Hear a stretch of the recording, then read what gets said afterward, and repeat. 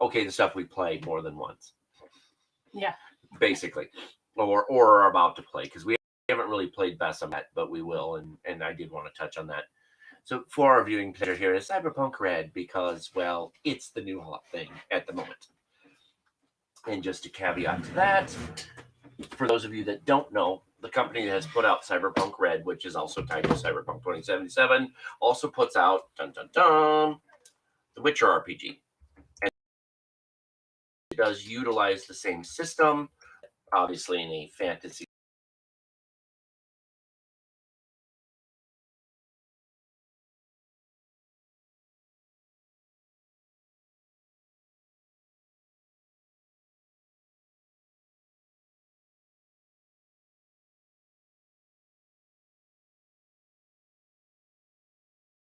problem. Another game system which I will touch on is Palladium's, which I just brought Rifts. This is it's an older rule book, but it's the main rule book. Theirs is also a universal rule system that encompasses all their games. Did not bring any extras because that's a lot of books, and these are all hardcovers because I'm a stickler for hardcover. So the wife and I have been playing, well, since we've met. I mean, I've been playing since '97. Yeah. So we have our own group that we usually try to do on Saturdays, and currently, yeah, we are doing Cyberpunk. That's the current one that we've got running. Just started that with one new player, so that should be fun and interesting. I wanted to talk about what is an RPG first of all. So I'm going to kind of circle back a little, and I know a lot of you have probably already played, get an idea. I didn't bring any of the D&D books because pretty much everyone knows what D&D or Pathfinder is. Now, I did bring Starfinder. For those of you who play Pathfinder or are big avid D&D fans, this is... But want to go to space. Yeah, this is basically Pathfinder in space. It's not exactly Pathfinder in space, but it's pretty darn close. And if you really want a long play or a really developed or well out space epic, and you don't want to jump through the 3 different books that are Star Wars, Starfinder is a great option. And I will kind of touch back on it here in a little bit. So the role-playing game or RPGs is everyone is playing the role of a character.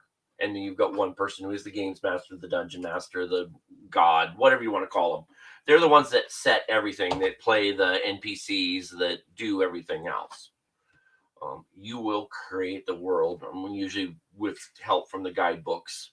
You're going to be the one who, or as a games master, you're going to be the one who knows the rule system. So what dice you're using, what stats work, how your characters work.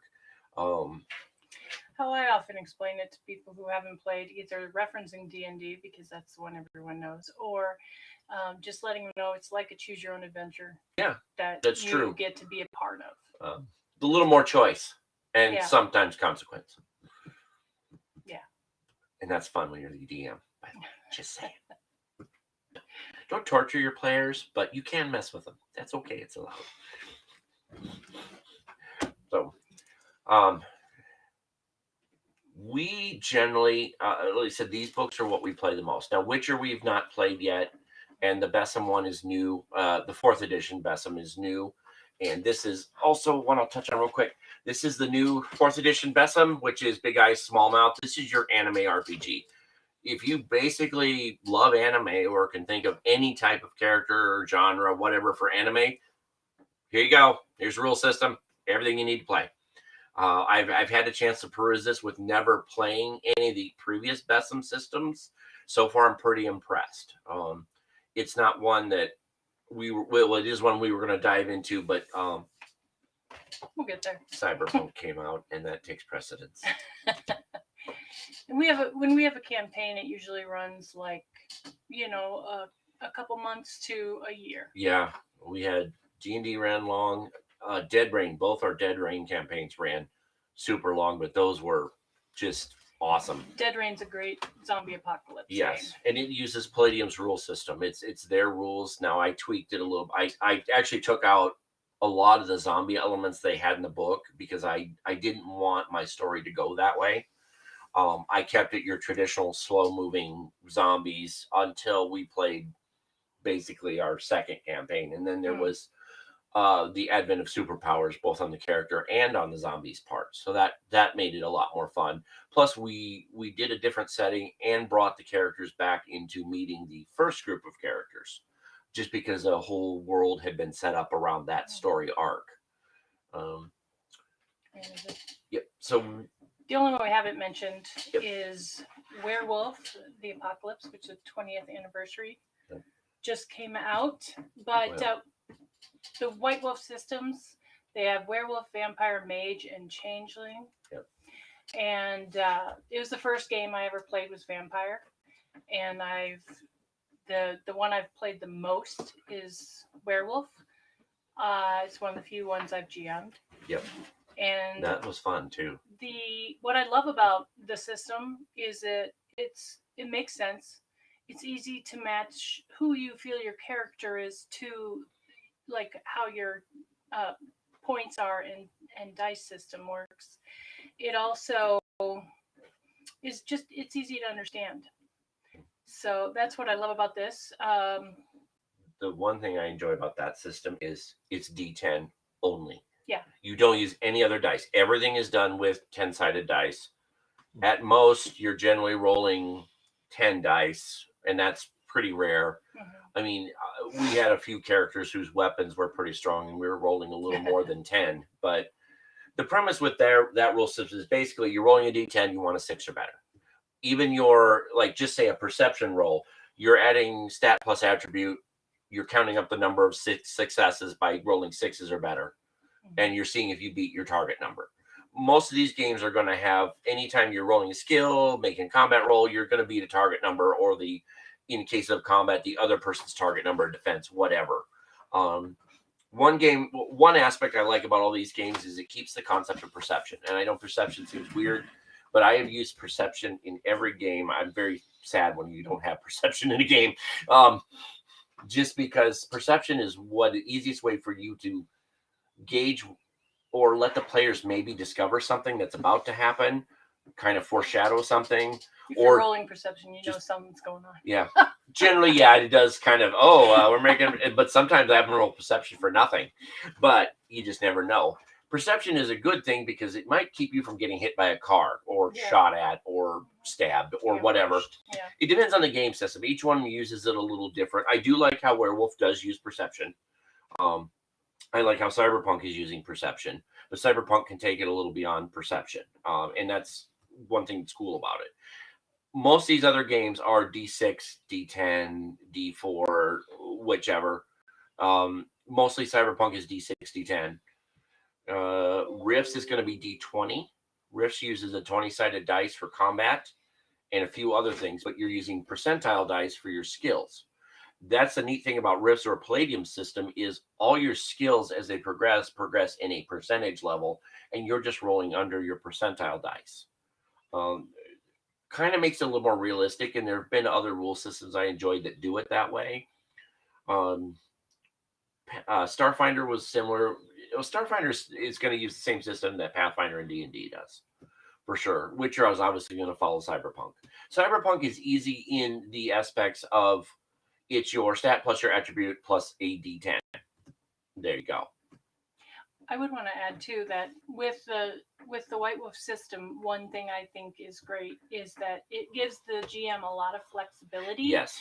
To kind of, because you decide if it's harder, you say roll against. You tell them what the dice has to say in order to make a success, and there's a lot of different pieces to it that you can emphasize or not emphasize. There's a whole Umbra, which is like a parallel dream universe type thing that can be explored if you want to go more almost fantasy based, or you can stay in an urban setting or country setting. And it lends itself to a lot of different things. And that reminds me, some time frames on some of this stuff. So Werewolf is modern setting. It is today. You, like she said, there are the Umbra is the spirit realm, the other realms, different. Wraith really focuses in that, but Wraith also does deal with a very specific part of the realm. You guys have a question. Okay, sure. Perfect. So you've heard of Twilight 2000. So what is your favorite version of it? Twilight 2000 right now, my favorite version is second edition currently, but I have not seen the new edition that's coming. Now, Merc was cool, but all Merc was just kind of a highlighted version of second edition. I do like first edition, but first edition was a little too open world for me. There needed to be a little more structure. And that's the Cold War era military. So you're real quick on Twilight 2000. Point is, you're part of either a civilian group or a military group that was initially trapped in Poland when basically the nukes went off in what would start World War III. But we're looking at Cold War era, so late 80s or late 80s, early 90s ish. And you were trying to survive through this, gather your gear, gather whatever you could, and ultimately, as the pre-generated scenarios went, you made your way back to the United States. But you could play as another country member. For example, you could be part of the militant group in Poland. You could have been a Russian soldier who was trapped, and now you've joined this group of Americans, or vice versa. It just really was up to the GM. We've done weekend-long campaigns of Twilight 2000 when I was in the military. It was a lot of fun. A lot of bad choices were made and a lot of really great things were lost. But that is the one thing I love about the role-playing games is all the stories we can tell. And we can tell stories. Yeah, we've had a lot of different characters, a lot of different. When you spend a year being something else, yeah, it gets close to your heart. My longest campaign, though, I think was like 3-4 years. Yeah. We played quite a long campaign. That was before we met. You guys have had several different long campaigns with the werewolf characters to each is this, and because our friend Dave still talks about some of his other werewolf characters too. Yeah. So Blink Dog says, so the first edition sort of forced you to play as an American military character? It didn't force you, but it kind of leaned that direction. But it was so open world that it was that was kind of the easier way. That's why I like second ed. Second ed was just you create your character's life starting with high school, and then you kind of choose what path you went, and that path wasn't just American. You could have joined the military, but it could have been French special forces, it could have been Polish forces, it could have been whatever. You just kind of tweaked it, and then you picked your language, you picked your what you knew.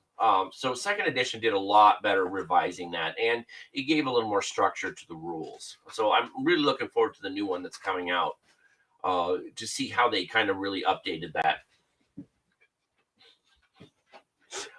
Sorry about the dog. Nah. So he said, werewolf's pretty much modern day. The Bessem system can be played anything.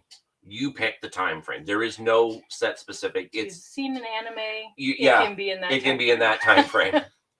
Cyberpunk. This particular version of Cyberpunk Red actually takes place in 2054.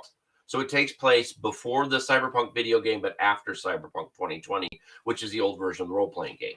The Witcher takes place in the Witcher setting, your fantasy setting with high magic.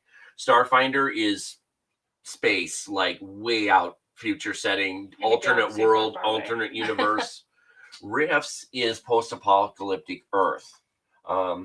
Still high future. So the events in Rifts took place somewhere in late 2020s before everything happened, but Rifts itself now takes place like 2300s. But Rifts has such a mix of, well, I'm just kind of talking about it. It's got a mix between fantasy and technology. You have aliens, you have dragons, you have high magic, you have low magic, you have high technology, you have strange technology, you have demons walking the earth, you have bugs from another dimension trying to take over. Rifts is like the melting pot of anything. Talk about open world. Sci-fi. Rifts is a beautiful open world. If you're like me and you've collected almost all the books, by the way, there's well over 100 books in the Rifts collection. Yeah. Between dimensional books, world books. The world books are places in the world: England, Europe, the United States. And it sometimes focuses more Texas, Quebec, Australia, South America. And he does tie into a lot of lore. There's even a Book of Gods, and the Book of Gods is awesome because it's like all these different gods and then how they apply in the game. And that's just riffs. So to clarify how they mix all of this, there was a cataclysmic event that created rifts, Yep. hence the name. And so alternate realities and dimensions have kind of folded into our own. And so somewhere there's everything. yeah, So there is 100 books, you said, right? it's to over this? 100. Yeah, And Blink, the one that was asking a question there, Blink Dog there is asking. So Riffs is a good game. He said he had lots of fun as a street rat. You can play Yep. as a rat. yeah. Oh, Street yeah. rats are good thieves. Okay, Yeah, that's but cool. I mean, there's so much more. And if you like that, you can be a rat. Yes, in you here. can be a rat in there, and it is a lot of fun too. a were-rat, essentially. Oh yeah, a were-rat or a crow, or I didn't bring Yeah. in supplement books for any of these because I didn't want to go delve too far. But We could yes. have carried them all. we could have. Yeah, this was trick just getting these here. Yeah. But yeah, were-rats are actually pretty handy thieves, and they're fun. They're good information gatherers and brokers. I think one of the campaigns we did have a rat who was basically an information dealer, and I think it was one of Bill's buddies. One of Bill's characters' buddies was like an information broker when we were in Colorado. In that one, we were playing in Denver, and Bill's character was actually a vampire. He was a Nosferatu, so he didn't come up much, but he had a network which got a lot of information. And just to clarify, that was Wild West. No, that was just Werewolf Apocalypse. Oh, okay. Wild West was He played the same character. He played the same because type he was of a vampire, character. he carried it into I let him. And Werewolf has a Wild West component. Werewolf is a Dark Age component, just like Vampire does. Vampire and Werewolf, those games do intermingle nicely, but there are some limits. Werewolves are a little more powerful than the vampires. But I will say, too, it is maybe blasphemous to some, but yeah. I have played, when I'm talking about the flexibility of Werewolf, I have played a lot I had a GM that would mix. He mixed vampire and werewolf and mage, and he had a group of them all working for a corporation. So you can do whatever you want as the GM. If you don't like a rule, change it. Yeah. Yeah, Werewolf's very flexible. Just, Greg, the screenshot off on the Discord side. Oh, can you reach over and touch the space bar? The Discord app is still going. They can hear it. That's just the screen. I'm sorry. Got a dog in my way. Oh. Yeah, my dog Jesse loves Clint here, so didn't know if there were any questions or anything, so I didn't want to miss it if there you was. Can see. There may not be, but you are getting questions here. Good. We want questions. Hi.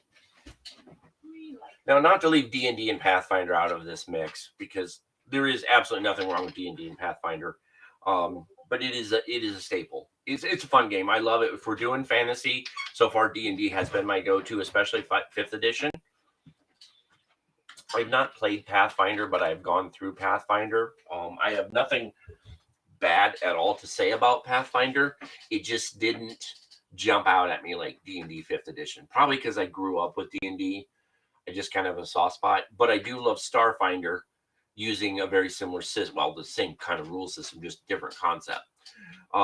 We had a lot of fun with Starfinder. My only concern with Starfinder at the time we were playing is it was new. There was very little out for it. Now there are 3 different alien books. There's some world guides. There's a lot more you can do with Starfinder now. So if you really want to if you love Pathfinder and you want to do a space epic, then Starfinder is a no-brainer. Star Wars is good, but the way they've done the RPGs for Star Wars, depending on how you want to play, they don't mix. And I'm a little confused by the fact that there's 3 separate rule books. It just kind of turned me off. I've got enough games going. Besides what we have here. I mean, this is a fraction of the collection, and I have a huge collection of Cyberpunk 2020 stuff. I still have some Shadowrun stuff. I've got a lot of old Werewolf stuff because I refuse to get rid of it. What else do we have? We even have the original Warhammer. Dresden. We have the Dresden, and that uses a fate system. That's a tricky little system. It's very open world too, so it takes a little getting used to. You do have the original Warhammer Fantasy. Yeah. I'm not a miniatures girl. Yeah. You're into miniatures. Yeah. It's not my thing. I feel it takes me out of the story, and sometimes it just focuses on the combat, and you don't have as much a story. And that's what I love about pen and paper, is the stories. But yeah, Warhammer Fantasy is a great game as well. I played a dwarf in that, male dwarf. So, it was super fun. It's interesting for sure. What was your favorite character? Who, me? Yeah. My favorite character was when I hadn't played D&D, and we finally played, started that one in a year ago? Yeah, 5th edition before D&D. And so I'd been gaming for a long time, but I never played D&D. And we played 5th edition D&D, and I created a halfling assassin who was chaotic neutral. And her name was Juniper Greenbottle. And so it was super fun. She was awesome. If anyone has read the old Dragonlance books, she was very much like a Kender in a lot of ways. She was obsessed with dragons, and some people just needed killing, and so she would do that. Yes, and she was good. Yeah. She also did some other things. So when we were talking about the story, I'm going to share the Beholder Eye, because you just have to share the Beholder Eye story. So we killed an undead beholder. You killed an undead beholder, and your character decided to keep one of its eye stalks as a trophy in the bag of holding. Gross. Well, I got a jar eventually. Eventually. So, yes. So to show her some of her prowess, she would show people the undead beholder eye. Let me start this. It's undead. It's already starting to rot and is icky. It's a little slimy. Yeah, it was a little slimy, and it was starting to get a little smelly. So we finally embalmed it in a round cylinder. That way, it was in this slightly greenish, yellowish goo floating there, this undead beholder eye. Now, for those who don't know what a beholder is, it's the giant eyeball with a bunch of eye stalks that floats around in D&D. Everyone has seen it, kind of everyone knows, so I imagine it's not uncommon. There is a undead version, and surprisingly, a lot of people go, there's an undead beholder? What? Yeah, so we killed one. So she has this in her bag of holding, this cylinder with this undead beholder eye. She also has the ability to turn invisible. Juniper has some really nice thief/assassin skills. And while we were infiltrating a nobleman's dinner party to gain information,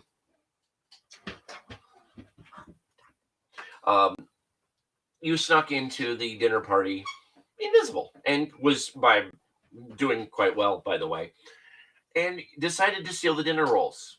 So you were just pocketing dinner rolls into the bag of holding. They looked very good. They yes.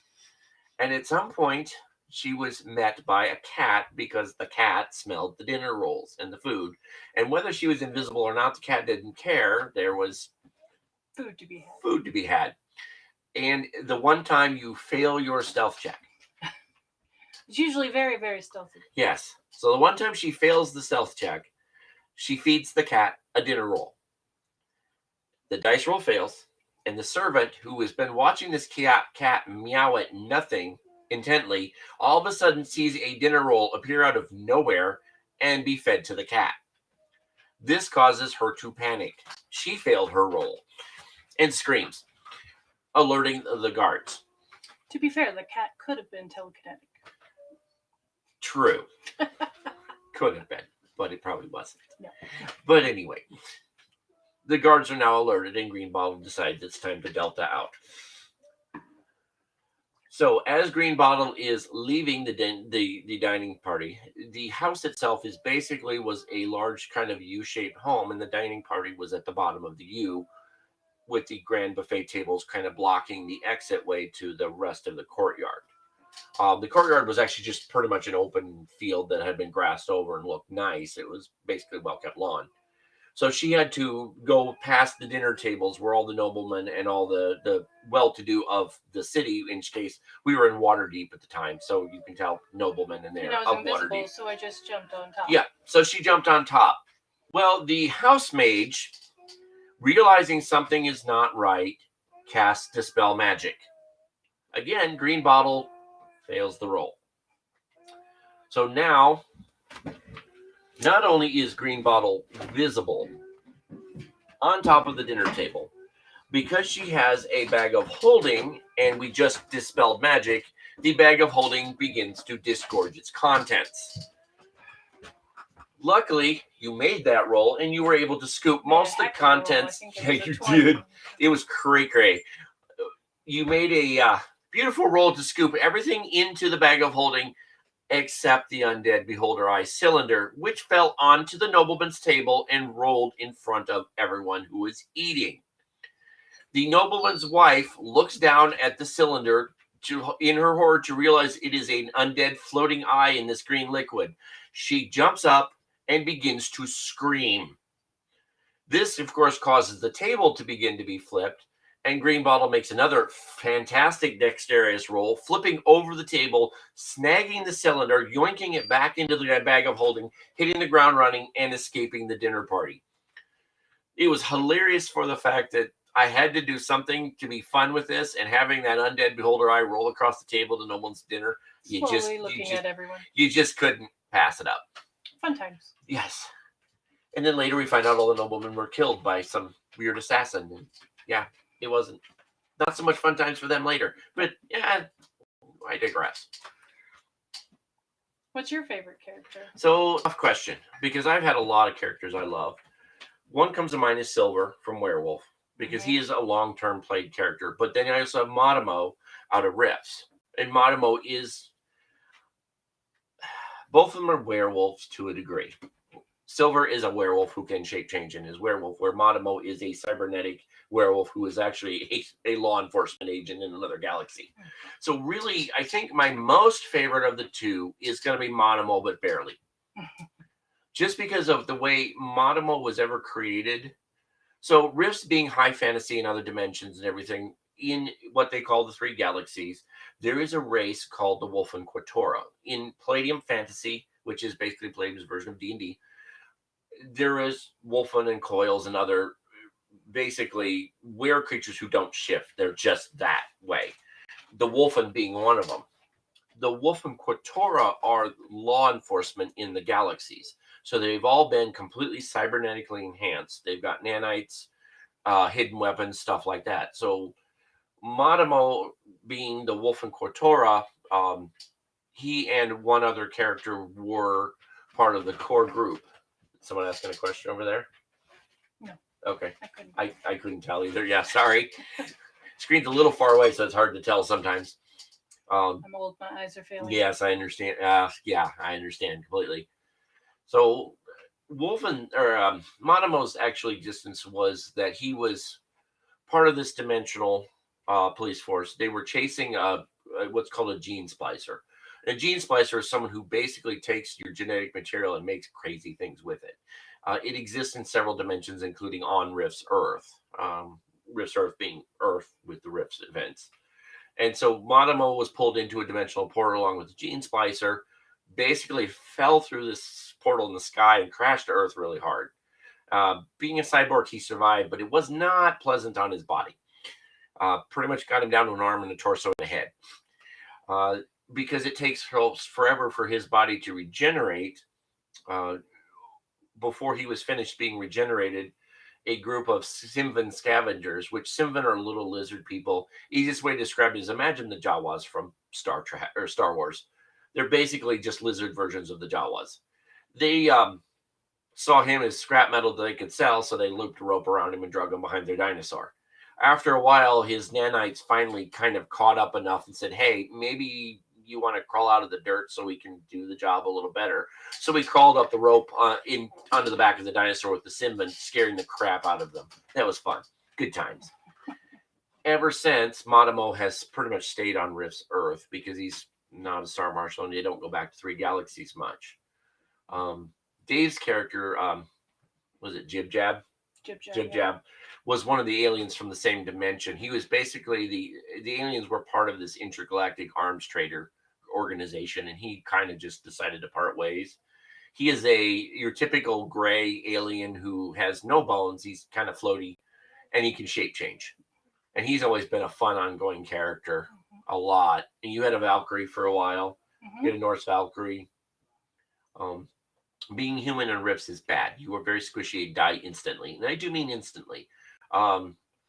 You get a big demon or a monster, they can pretty much just swat you and crush your skull. It's humanity has survived thanks to large amounts of massive technology, mech suits, power armor, genetic augmentation. They also did create dog boys, which are basically your common dogs now considered citizens and such. Rifts, we could do our own show on Rifts. Just the story arc and lore behind Rifts is just incredible. The hardest thing I found about Rifts was just picking something because there's so much choice. Just about all the 100 books have character classes you can play. Maybe that's something we should delve into, is like how you create a character. Where do you start? How do you go about that process? Okay, that's a good idea. Yeah. So when I'm doing the NPCs, I always look at what's their role in life first. Why are they in the game? Why the NPCs, not just the throwaway characters, but the actual player characters. Like right now in Cyberpunk Red, there is one NPC who is a Militech sergeant who is basically just killed his commanding officer because he wouldn't shoot the characters. So, being one night that we were technically auditing their company. Yeah, you're kind of internal affairs. Yeah. So they weren't too keen on that, but I'm going to look at the concept, then we'll look at stats and skills, and I kind of reverse to a degree as to what role they're going to play. So what skills are they going to have, and then what attributes bank against that, depending on how the rule system goes. Werewolf's easy. You just throw a number of dots in there, and there you go. Do you want them to be dexterous? They have higher dexterity. Maybe you want them to be a sniper. They're going to have a higher dexterity. They're going to have a higher firearm skill. And then you go back from there. When I created the player character in your werewolf campaign, my Glasswalker, I wanted to go outside of my norm. I did not build a Silver Fang like Silver was. I always played pretty much a Silver Fang. I wanted a Glasswalker, so he was Asian. To clarify, there are different tribes. Oh, yeah, sorry. Yeah. Different tribes, born under a different sign, so it determines whether you're a storyteller, or the warrior of the tribe, or whichever. In the case of the Glasswalker, he was still a warrior of the group, but he loved his technology. So he had PDA, cell phone, laptop, tablet, fancy car. Half of which barely worked up on the North Shore. Yeah, then he got stuck in northern Minnesota where it's all wilderness. He's like, great, because he was pretty much being punished to a degree. Yeah. He did go toe to toe with that one. Yeah, but we're talking about. I know. So I wanted somebody I didn't normally use. So I built this technophile character in a game that was meant to be werewolf and fighting in there. And he had tech and he had all toys, and that was his thing. He wanted his toys, and he always had his toys. So it was kind of an interesting diversion for what I usually use. And I liked the challenge of playing something that was a little more reliant on the technology. With Bill's Wraith campaign, when I built that detective from the 30s, he was your noir detective. He had anything and everything you would have been for your Dick Tracy type character at that point. And he was an awesome character. I enjoyed it. And he could actually come back into the real world for limited times. So that was kind of neat. One thing I will say about most of the games, there are usually ways where if you just have no idea, there's usually like options where you could just use an example character, or where you can just let fate decide and roll the dice and create your character that way. Both this and Twilight 2000 Second Edition have beautiful backstory creation systems. This one, you could roll dice and build your character completely that way. The same with Twilight 2000. I'm trying to see if something popped in on his.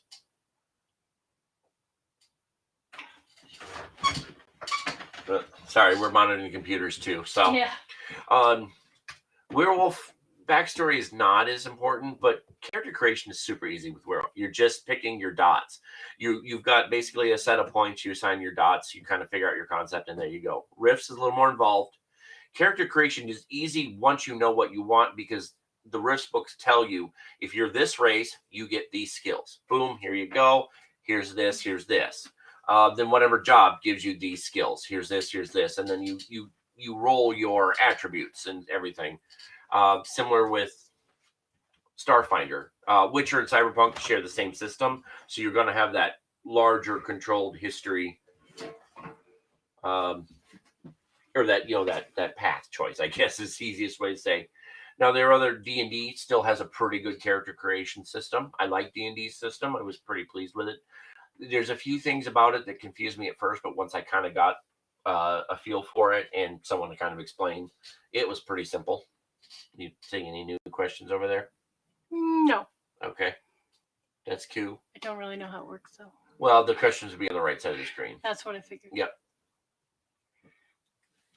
So looks like just the old ones. There are some obscure rule systems. There are some obscure game companies, and there are a lot that don't exist anymore. The Master Book system, for example, is old and out of date, unfortunately, but it was a beautiful rule system, and they put out all the Necroscope stuff. So if you guys are familiar with Brian Lumley's Necroscope system, there was a set of core books for the Necroscope that lent beautifully into that rule system. We did my other group, we did an X-Files based RPG around that rule system. And that went on for a month and a half. That was a lot of fun too. Characters had minor psionic powers, but it was limited. So one of them could talk to the dead, which he thought would just make his life easy and it would be simple since we were basically FBI agents. He learned quickly it wasn't quite as simple as he thought, because the first time that we were dealing with a murder, he's like, I'm just going to go to the coroner's office and I'm just going to ask the body what happened and just make him tell me, blah, blah, blah, no problem. Cakewalk, right? Yeah, so we went to the coroner's office. What's in the coroner's office? Dead people. Lots of dead people. So as soon as he goes in there and says, I will talk to the corpse, and begins talking to the corpse, all the other dead people realized, hey, this guy can communicate with the dead. And everyone started talking to him all at once. And he was rolling to try to get all the voices out of his head and realized real quick it's not as easy as he thought it was, because he never did get the information from the body. The way we got the information from the body was a little less pleasant. But it worked. We got the information. Star Wars RPG stuff. I don't know a ton about. I stayed away from it. I love Star Wars, don't get me wrong, but I've never really had a desire to role play in the world, at least with a confusing system. You go back to older RPG systems, there's a Doctor Who. There's the Dresden, which is the Fate system. The Fate system uses its own unique dice or cards. There was the Penny Dreadful system, which does use nothing but cards. You actually use playing cards for that system. It's very interesting. The Fate system can be universal or it can be specific. I've not delved into it because there's so many other rule systems we're learning. But it's kind of neat. The Dresden would be fun if you really do know the Dresden. There's a Game of Thrones RPG. There's soon to be a Fallout RPG. Lord of the Rings, obviously. Lord of the Rings, yeah. Obviously, Witcher is the more current one. I'm happy. I wasn't initially going to jump into The Witcher because I didn't know that much about the world. I thought it was cool, but I didn't know as much. It being the same rule system as Cyberpunk made it a little more appealing to me because I could learn more of the world. And then, of course, Netflix dumped the series, and it's like, oh, awesome. So I know more. God, what else do we have here? Twilight 2000 we mentioned. We have some one-off weird ones. We have some one-off weird ones. And there's some core ones, too, that we just don't play. What was the newer version of the White Wolf stuff, we shun. Just, I'll clarify, we shun that. Anyone who's into White Wolf,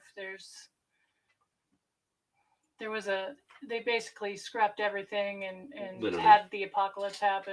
And and then completely the changed new edition everything. stuff post-apocalypse was not. It upset a lot you people.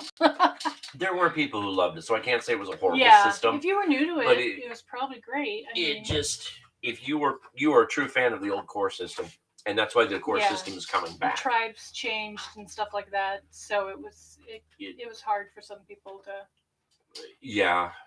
accept that change. I know there's some Cthulhu-esque RPGs. Let's see if there's questions. No, it doesn't look anything new yet. Okay. So that's cool. I need new glasses. Yeah, me too. Oh, I can, like when I create a character, I guess I never really talked about it. Oh, you're cool. I often I'll think about different character tropes or whatever that would be, but I'll also I strongly lean on a visual. I'll look through visuals of, like, female assassin or whatever, and I'll look at the pictures to get inspiration. And a lot of times that when I find the right ones, I'll get a stronger sense of what kind of personality she has, and then that'll kind of roll into my backstory, and then I try to make it look correct on how I put things on my character sheet, and go from there. Yeah. And a lot of times the stuff you don't always use, like especially with Cyberpunk, the stuff you don't use, I think I probed 5 or 6 photos that are now NPCs or about to be NPCs in the game, just because the image gave me this great idea of what to do with the character. And that can drive where you take your game too. For sure. So with both of us game mastering stuff, what inspired or drove you to create the story you created? Because I admit, it was a lot of fun. I just thought when we traveled to the North Shore, this would be a great setting for a story. The first one I ever did, though, I created the whole world. And kind of the device I used to pull everyone together was having this detective agency with an unknown benefactor, kind of Charlie's Angels-y in that sense, but more kind of gritty, Sam Spady. And then I had people roll up their characters, and while I had like a couple ideas on like who my villain is and that sort of thing, a lot of stuff would be kind of inspired by who I wanted to know my characters are and what their roles were, and try to make sure that each one of them kind of had their own arc going on within the story. And that kind of let me build that and flesh out my story and try to engage my characters. And the biggest thing is you got to kind of be able to roll with it. It's a tough thing to be a GM, because you have to not only have your story engaging and wonderful, but inevitably, if you decide to that you really want something to happen, your players are going to do something that makes that thing impossible to happen. Yeah. Or like you create like a big villain that's supposed to spend all day fighting or all the session taking out, and someone rolls amazingly and takes him out in like a quick fell swoop or something. Or pops a dimensional portal and gone. Yeah, yep. Exactly. You got to be ready to roll with anything that happens. And that's one of the reasons. That's a great thing you pointed out. That's one of the reasons why I don't use the modules as much. Yeah. We really tried with Starfinder to use that initial core module, and it was a neat concept. And it just after a while, I felt like I was fighting it. Yeah. It didn't flow. It felt stiff. It did. And it really, I don't know, it really affected me as being a storyteller, because it felt like I was trying to follow a book. Because you had a set expectation and you didn't have a set. And I don't like trying to steer the characters towards something every time. I mean, every now and then you got to steer them to a certain place, a certain event, something, just to have things happen. And there are creative ways to get characters to do that on their own, but sometimes you spend too much time coming up with creative ways to get the characters to go to the place you want them to go to, that it starts to lose the element of the story. Oh, popped in here. What game is your absolute fave? Ooh, see. I think I know more of what's yours than mine. Well, I kind of already let that out of the bag, but you're the one who's played more different games. As much as I love the different games, if I were stuck only ever playing one, then it's a big toss-up between Werewolf and Rifts. As much as I do love Cyberpunk, I enjoy it immensely. The genre gets old. Plus, Rifts gives you the opportunity to not only do cyberpunk, but to Yeah, do and Rifts goes pretty much anything. You can do fantasy, you can do cyberpunk, you can do vampires, you can do alien bugs, you can do. There's so much you can do. You know, You can fight alien slavers. yes, And, you told. I would say if I had to pick over the two, Rifts is still going to be my favorite. Yeah. Just because it's such a rich world, it's so well developed, and even though the company itself struggles sometimes to get books out, really, once you do get a book, you're quite happy with it. It gives you so much. Werewolf is a beautiful system, a beautiful world, but it is today's world with your typical werewolf, vampires, whatnots. And for me, that is my absolute favorite. And because it's werewolf / the white wolf systems. Yeah. With the exception of Changeling, I did not like Changeling that Changeling was kind of supposed to exist. The only place where you have your powers for Changeling and what makes you different is like in this dream realm. So yeah, it was yeah standalone. Yeah, I hear it. It's really good. When you want to mix it with the others, it didn't happen. Even Wraith could, to a degree, mix. It wasn't supposed to, but since you could have characters that would, due to some element, pop back into the real world, you could kind of make it work. And certain werewolves did have the ability to pop into the Wraith realm. It's not ideal, but it could happen. You can die there. Werewolf, I liked. There was kind of an underlying like save the planet type thing in Werewolf. They were creatures of Gaia or of Mother Earth and supposed to protect her and that sort of thing. However, and how they go about that are the different tribes.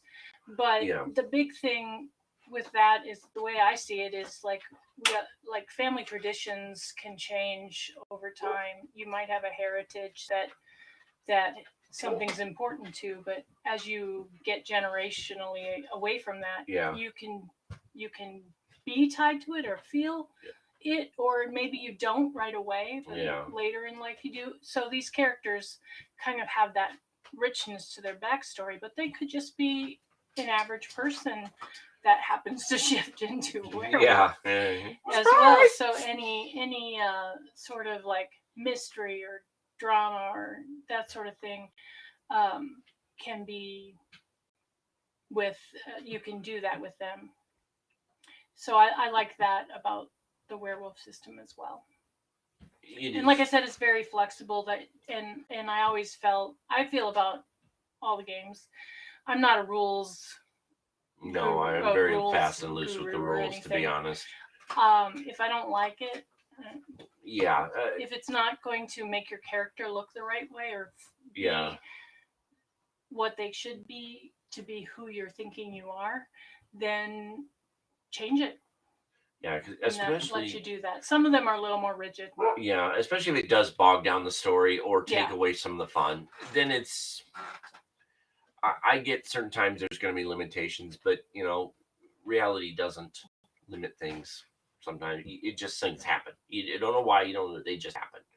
So I like a lot of the flexibility. I like the characters, or I like letting the players make characters they're happy with, even if it seems a little out.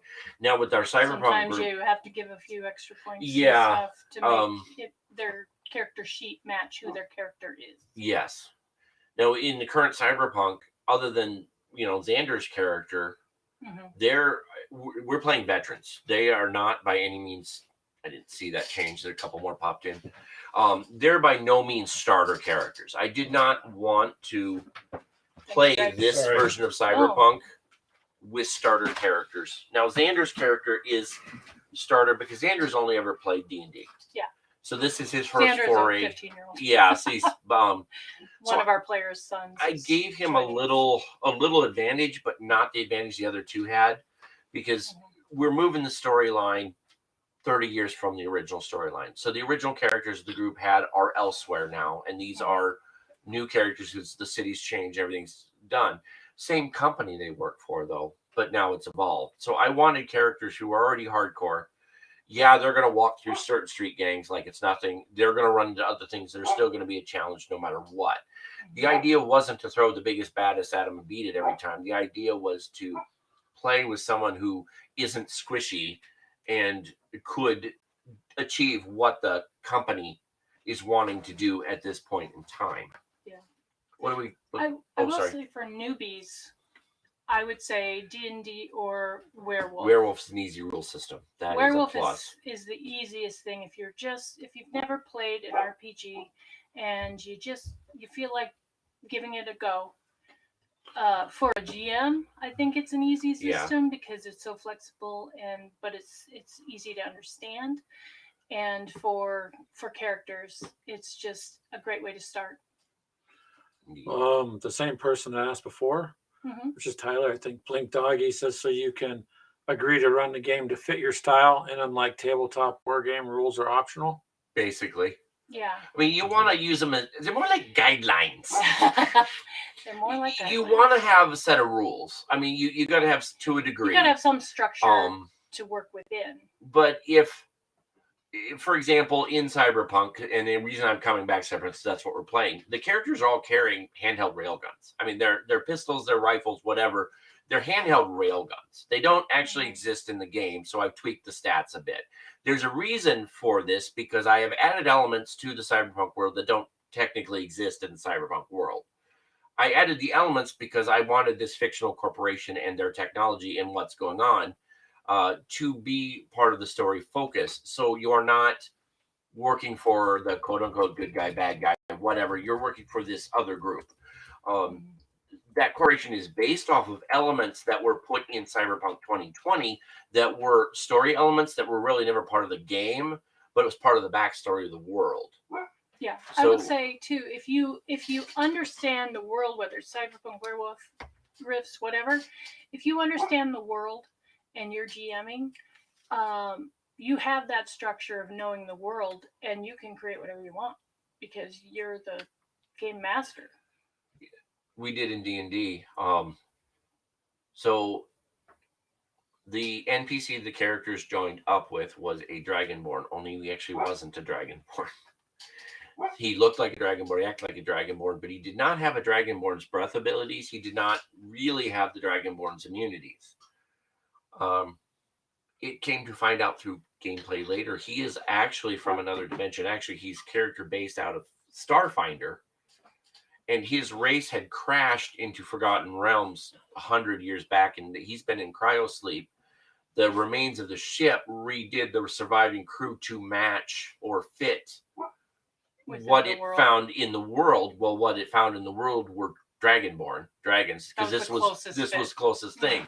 So they redid these races' image. So the group had technology without having technology. And the reason I say that is because the lizard race used crystals to store energy and everything else. Basically, was embedded in all the characters' weapons. Dave's bow could electric charge his arrows. Basically, it's treated it like a lightning bolt spell, only a little nastier. The main character, the NPC lizard character, had a magic artifact weapon that was actually based out of Rifts, called a dragon rod, and it's basically just looks like a giant weird gun with a dragon's head, and it's just this ornate runic weapon that fired a plasma ball, or a plasma bolt is what it fired. It was not a repeat fire weapon. It's not like a high-end laser or anything. It just shot a giant ball of fire. So I was able to tweak the stats for like fireball essentially to match what his gun would have.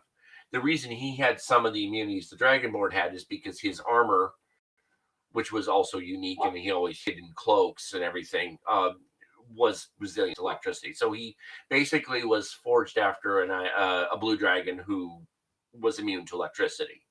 He couldn't actually cast electricity other than the sword had the gem in it, which had electrical charge. He couldn't throw an electrical bolt from his hands or anything. He didn't have that ability. We also did have some shipboard nukes that were kind of handy and fun. I may have embellished a little there, especially when the kobolds started playing with them. What was really nice though was the fact that if someone did a dispel magic, we still had the electric charge. That was 'cause kind it of was like technology, not it magic. didn't dispel it. So Yeah. that was handy, saving our butts a couple times.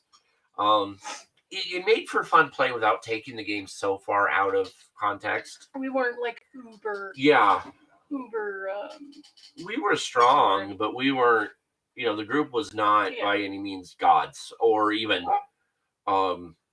They just had a slight advantage, and I gotta admit the paladin was humorous. The undead, and then the one so there was a group of undead attacking Waterdeep, and around the cemetery area, and it was during a performance by a well-known bard who had used smoke and other gems and whatnot to essentially create a light show. She made her performances look real and, a little more entertaining. So people really liked her. She was famous. Now, granted, there was an underlying reason, but that's beside the point. And at one point, one of the city's defenders, this paladin who had full plate armor, charged in after her character set off the rack of fireworks to drive the zombies back. It was hilarious. And then was upset because he couldn't have his glorious. Yes, so he tried, and in his smugness and his selfishness, he stood there proclaiming that he would be a champion and savior. And Dave charged one of his arrows with the lightning and just touched his armor.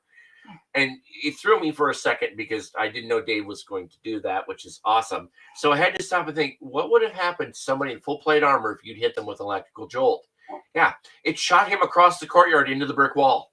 It was hilarious. Because all Dave did was touch him with the tip of the arrow. He just boop and well, flow he went. Which is an example of when your characters do something that you don't expect them to do, just roll with it. Literally. And sometimes those end up being the best moments of the campaign. It was funny. And it did. It really made this guy eat crow.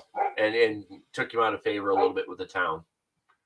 But then it also, because of your unique skill sets, you were getting jobs that a lot of people weren't. Yeah. You also did take down a thieves guild, but he did kind of get back at you by giving you that chest. I would say anyone who's watching too right now, if are there any games we haven't talked about that you love? Yeah. Give us a shout on the chat. A little bit of a delay. Yeah. Oh yeah, for sure. Sorry about that. So. But if you do, pop it up. Yeah. Yeah. Well, you've already talked to her. Yeah. There you go. All right. Well, if there I'm gonna have to get the dog. aren't any questions, Yeah. oh, Give it a second. Greg Let's see. doesn't hurt Kill himself. himself. Yeah. Yeah, it's the dog. I'm sorry. He's just. Oh, you're fine. Dogs are gonna bark. Yeah, but. Yeah. I should pop the Discord thing and see if Anyone's popping in. you see when it's popping in. Yeah.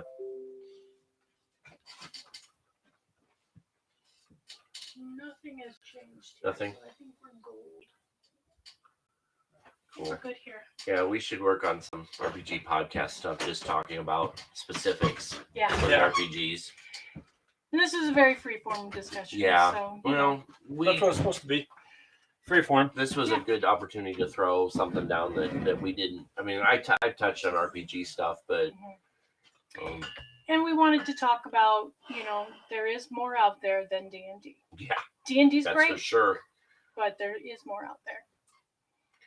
One thing I will touch on is cost. Mm. So rule books can get hefty. This guy, for example, new was $100, but look, it's not small. Yeah. This is a thick book. So this is an anniversary edition of the original rules, and that's part of the reason why. It's also full color, and I will just kind of Lots of illustrations. Lots. I mean, they did a great job bringing this one current. But technically, this and the player's guide is all you need. And that's really all you Right. need. Cyberpunk right now, this is it. And this guy is $60. But again, everything's here. And this is a beautiful illustration in this, for example. Oh yeah. Witcher's the same way. The Bessem stuff is now full color in hardcover for the first time ever. because they've never really done that. And there are PDF versions out There there are. that are often less. Rifts is going to be interesting, and I'll show you. This is Chicago in Rifts. This is called Chi-Town. It actually is in like Bowling Green, Illinois. Actually, not Chicago, because the town itself. The Rifts main book itself does bounce between your black and white, simple text. It also does have color illustrations, like your ley line walker, which is your mages, basically. Rifts will, like we said before, Rifts is going to be a vast world. You can spend as within much the world. money as you want on Rifts. You can, but really, this book was $35. Yeah, so that's the nice So Starfinder, I think, was 60. Witcher, I think, was 40. I don't know how much Bessel was because I got it from.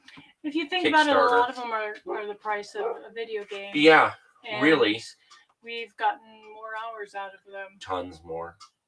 and the story always changes. Oh, I did not realize that. Oh, hey. Bessem is put out by White Wolf. Well, if you know, Well, interesting. if you know gaming, then Yeah, that's cool. do what you know. Scenario books are going to run anywhere from 20 to 40, depending. The Rifts books, example, they're softcover. I like hardcover, so I have the hardcover rule book. There is a softcover book; it's less. A lot of the supplement books are softcover only, and they're anywhere. They used to be about 19, now they're about 30. Yeah. But it's such a vast bit of information. There's 2 other supplements for The Witcher that I have. Almost all these systems have a really nice hardcover screen you can get for the GM, which we got. So Blink Dog said, awesome chat, he said, to tell you guys it's been an awesome chat. And just so that you know, Clint, he has some Twilight 2000 stuff on his page. Nice. Oh, sweet. I will have to check that out. He says also the price of a video game, but better for your soul. Yes. Very true. Yeah, it makes you read. Less blisters. Yes, true. This is what they call books. I remember Right. seeing Yeah, it was a I long know. time Yeah, I ago. know. It's Yeah. been a while. And Yeah. so, Well, So he thinks you guys did an awesome chat. Cool. So that's wonderful. Cool. Right. And we're And you've happy to have been here. Spikes and dips, which you Good. overall had. good. Great.